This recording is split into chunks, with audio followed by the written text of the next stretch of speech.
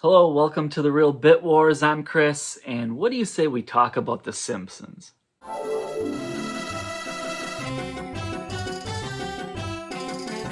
So recently, my wife and I went to a local art exhibit dedicated entirely to The Simpsons. And I thought today it might be fun to dedicate an entire episode to the subject matter. So not only am I going to show you some footage from that art exhibit, I also have some Simpson-related pickups to show you, and I am going to share with you my top 5 favorite Simpson episodes and my top 5 favorite Simpson video games.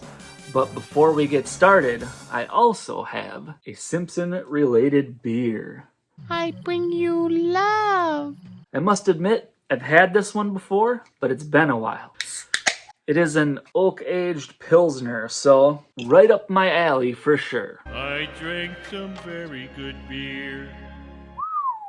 Look at that. Fancy.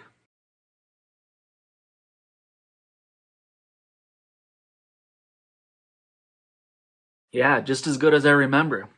So we'll be sipping on that throughout the episode here. So first off, we have the pickups. You might have seen on an episode a while back, I read the Mike Reiss autobiography, largely involved with the glory years of The Simpsons. Cannot recommend this enough, but after finishing that, I was kind of itching for some more Simpson-related literature. It just so happened, right around that same time, this one got released. The Simpsons Secrets. Now, the authors here, Lydia and James, actually run the YouTube channel The Simpson Theory, which is how I was familiar with this. So the premise behind this is that theory that the Simpsons have predicted everything. They take a little bit of a deep dive into that subject matter and try to see if there's any truth behind it. Long story short, history has a tendency to repeat itself. So they were more so, the writers were drawing inspiration from old events, and similar things just wound up happening again, so they didn't really predict much of anything. This is solid, but given that it's pretty new, you're not going to find many copies on the secondhand market, so you'll probably just have to pay full price for it, and I don't know if it's quite worth that. I hate to say it. So I enjoyed it, but it's like a 200-page book. It's pretty padded out. This could have been a simple article, I think, more so than a full-fledged book, but being the diehard Simpson fan that I am, I still enjoyed it. I thought it was a fun read. But this actually inspired a lot of these other pickups.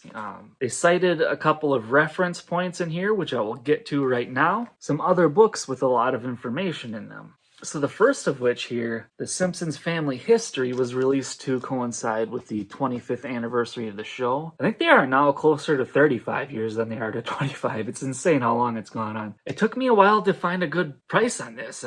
Finally one popped up on eBay for just a few dollars, so I snagged it up. But this is actually just a picture book, but it's mainly stills from the show, and it's put together in a way that it actually tells the story of the history of like the Simpsons family. So I don't know that this is anything I'm going to revisit at any point. It only took, a few minutes to get through the whole thing. There's not much here. Some of the original artwork is kind of interesting. Then another one they cited as an inspiration for that.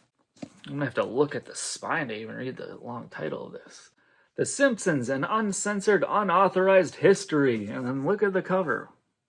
Mimicking the chalkboard, likewise with the back. This took a while to get through. It's almost entirely excerpts from interviews with writers, creators, so on and so forth from the show. I had always heard that there were people sort of butting heads. There were kind of these opposing camps within the show. I had no clue that they were operating under such turmoil. Like, some of these people flat out hated each other. They could not stand the sight of one another, and they were working together, creating some of the funniest episodes in the history of television. So it took a little while to get going.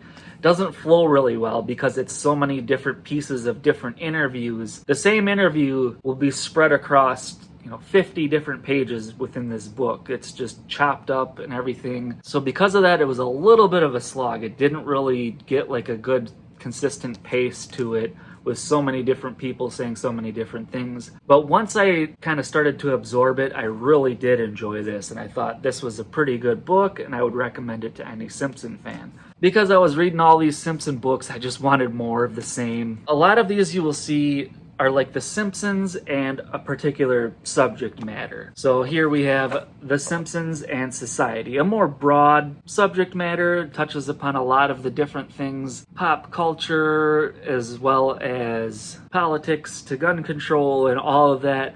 Pretty interesting stuff. Again, it's a relatively short book, didn't take too long to get through this, but it's interesting to see how The Simpsons have drawn such inspiration from society. So I think this is another one, a fan of the show will enjoy checking this one out. The Simpsons and their mathematical secrets. So mathematics is just not an area of expertise for me whatsoever, but that was a big reason why I found this intriguing. There's actually a chapter at the end of this that is also dedicated to Futurama, which has even more math related humor, and you may already know that a lot of the writers over the history of the show are well educated, and some of them have had degrees in mathematics as well, and that lends itself well to the humor of this show, the complex layers of comedy that we saw with the show in its heyday. This is not a good starting point to learn about math, but if you know a thing or two, definitely you will enjoy this. Even someone like myself who's oblivious to what the heck a lot of this meant, I found it very insightful and a lot of fun. This might have been my favorite of these books that I read. Then this one I thought I would show. I've had this in my possession for a very long time. As a matter of fact, I think this was the first of these books I bought probably like 20 years ago. The Simpsons and Philosophy. It's part of that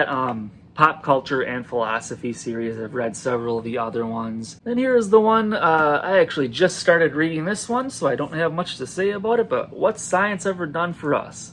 What the Simpsons Can Teach Us About Physics, Robots, Life, and the Universe. So, very much like the mathematics or society one, this is The Simpsons and science. So again, no review because I haven't finished it yet, but you will see that kind of theme where each of these is like The Simpsons and a particular subject. So like this one here, Mr. Simpson Goes to Washington, it's The Simpsons and politics, which they've touched upon many times in the show. It's funny because I actually saw this at a thrift store and I snagged it off the shelf like, score, yes! And then I looked at it and it had like an $8.99 price tag on it at Goodwill. I thought, no, I'm not spending that much money on a used book. I go on the Goodwill eBay page and it's less than half of that to just buy it now. So I just got it on there.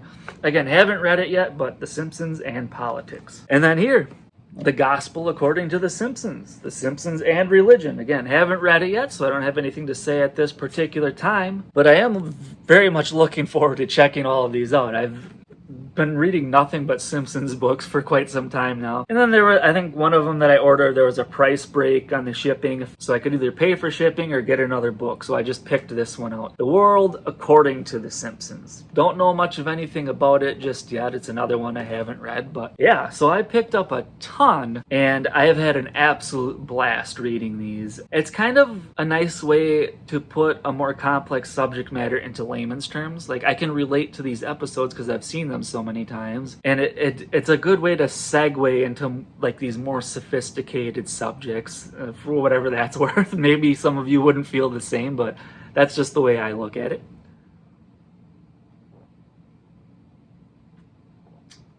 That is good. Okay, and I have my trusty list here. I'm going to go through my top 5 favorite Simpson video games. So at number 5, we have Virtual Springfield for the PC from 1997. It blew my mind when this came out and you could explore Springfield in full 3D. You know, it's been established that there are inconsistencies in the show. It's animated. They can put things wherever they want. But when this was released, it felt official. Alright, number 4, The Simpsons arcade game from 1991. A lot of people will just skip the rest, put this at number 1, and call it a day. I loved it then, I still love it now, but I will say this, in this day and age with like emulation and going to conventions and playing games on free play and stuff, when you don't have to survive on a limited number of quarters, it sort of takes the sheen off of this a little bit. It's just a button masher, and I had to kind of rank it a little bit lower because of that. I don't feel like it holds up as well as most people would believe, but still, my number 4 favorite Simpson game. And number 3, we have the Simpsons game from 2007. The version that I am most familiar with is the PS2 port of this game. So there's a couple of games which you will see later on this list that felt like they reinvented Simpson home console games. We had seen so many duds over the years, these kind of underdeveloped cash grabs that didn't really capture the essence of the show. And then this one comes along like full sandbox 3D exploration, just what the doctor ordered. It felt so good compared to so many of the flops that we had seen prior to this. Alright, number 2, The Simpsons Hit and Run from 2003 for the GameCube. This is basically The Simpsons meets GTA. Much like Virtual Springfield wowed us with the ability to explore Springfield, this had a very similar feel. It was cool to drive around, get out of the car, enter some of these buildings and homes, and kind of get a feel for the inner workings of Springfield. This is kind of my favorite Simpson game. I think this probably should have been number 1. But the reason why I just couldn't do it is there was a game that came out a couple years prior to this that sort of took the world by storm and made Simpsons games good again. And that, of course, was The Simpsons Road Rage from 2001. Again, I had the GameCube version, and much like Hit and Run was a GTA clone, Road Rage was a Crazy Taxi clone. And again, I probably like Hit and Run better of these two, but Road Rage was first, and it had that wow factor. I can remember thinking, holy cow, this is the first time they got it right since the arcade game. So, to this day, this is loads of fun. You can just pick this up and play anytime. I love all of the actual voice acting from the cast of the TV show. It felt like new Simpson material. It wasn't just a game, it was like an extension of the episode. So, that's my top 5 favorite Simpson video games.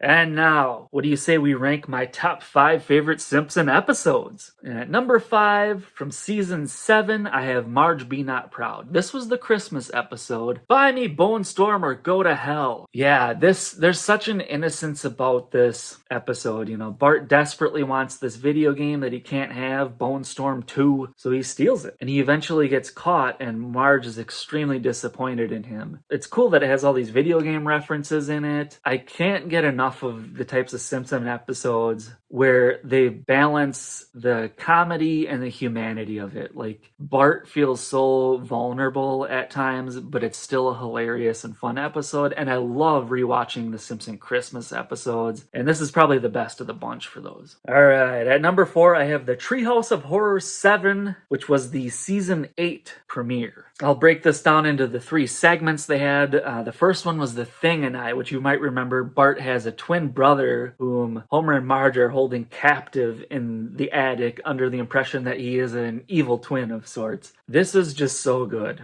I can't even put it into words how funny this is. I like it when they throw real elements of terror. Like Bart and Lisa are scared because they're hearing noises in the attic. And this entire episode is so good. And it just starts off with a bang with The Thing and I. The second segment on that episode was the Genesis tub, which is the one where Lisa is running the science experiment to see if Soda will decay her tooth that fell out. And we all know the story that Bart is running an experiment to see if nerds conduct electricity, and the shock that goes into the tooth spawns this miniature society that starts growing in there, and they look at Lisa as their lord. And the comedy is so rapid fire, you have to rewatch some of these episodes multiple times just to try to catch everything. Beer break.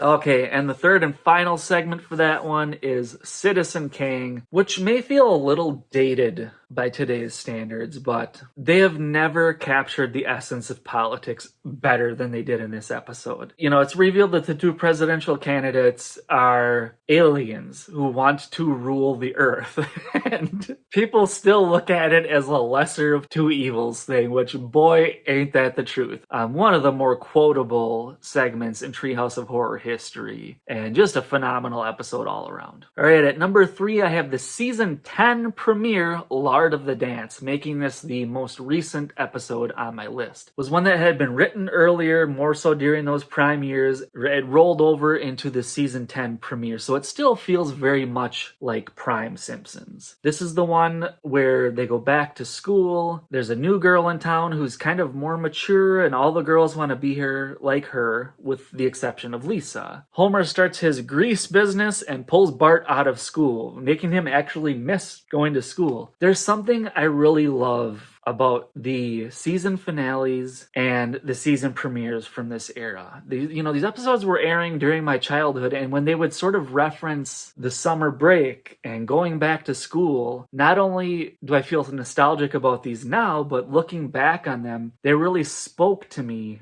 during those preteen years for me. And having this be a sort of back to school episode as the season premiere sets it apart of other ones. It's a little bit weird to say this. I kind of like Lisa episodes. I'm not sure how that ever happened, but you will see the next one on my list as well is more of a Lisa-centric episode. Hey, number 2, the season 7 finale, The Summer of 4'2". Again, playing into that summer vacation thing. So school's out, the Simpsons head on a vacation, Bart is allowed to bring Milhouse, and Lisa, not having many friends, just goes alone. And in an odd twist, when they travel to this town, Lisa becomes the popular kid, and Bart doesn't fit in.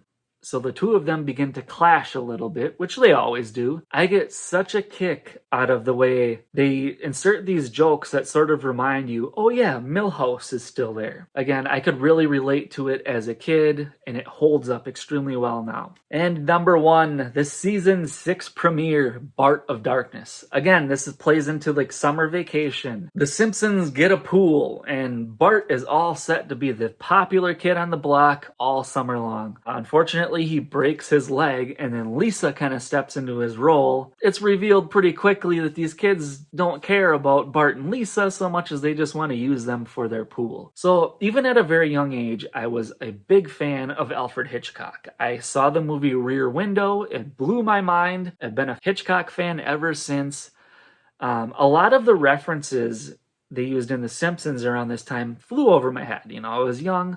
This was one I was so excited that I understood the reference. Elevated the whole experience a couple more notches for me. To this day, that is my favorite Hitchcock film. I still constantly have to tell people that their epidermis is showing. I reference this show a lot, it's even in my adult years, but this episode more so than many others. It just stands out to me. The more I think about it, the more of an easy choice it is to just call this my all-time favorite episode. And now we'll finish off with some footage from the art exhibit. So as I stated, my wife and I decided to head over to this. It was pretty close to where we live. And in a nutshell, this was somebody's private collection of Simpsons animation cells. They had some other little interactive things you could do while you were there. But for the most part, we just got to look at these stills of memorable scenes from the show. And it's a pretty simple idea, but it was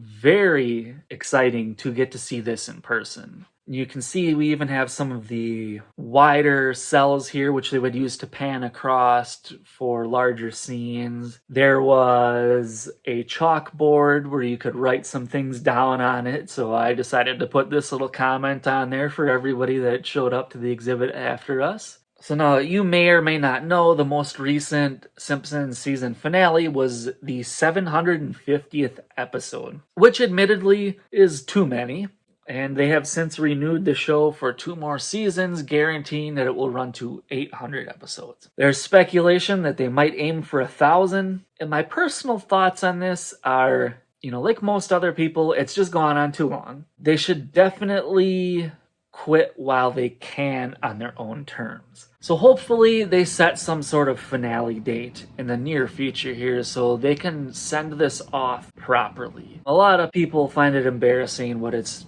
been reduced to at this point, but I will definitely say again, I'm one of those people, I still enjoy it. I'm still a very proud Simpson fan, even though it's well past its heyday. It still brings me a lot of joy. I love revisiting the old stuff. I still love collecting some of that old stuff. I like to check out the new episodes. But that does it for today's episode of The Real Bit Wars, and cheers to The Simpsons.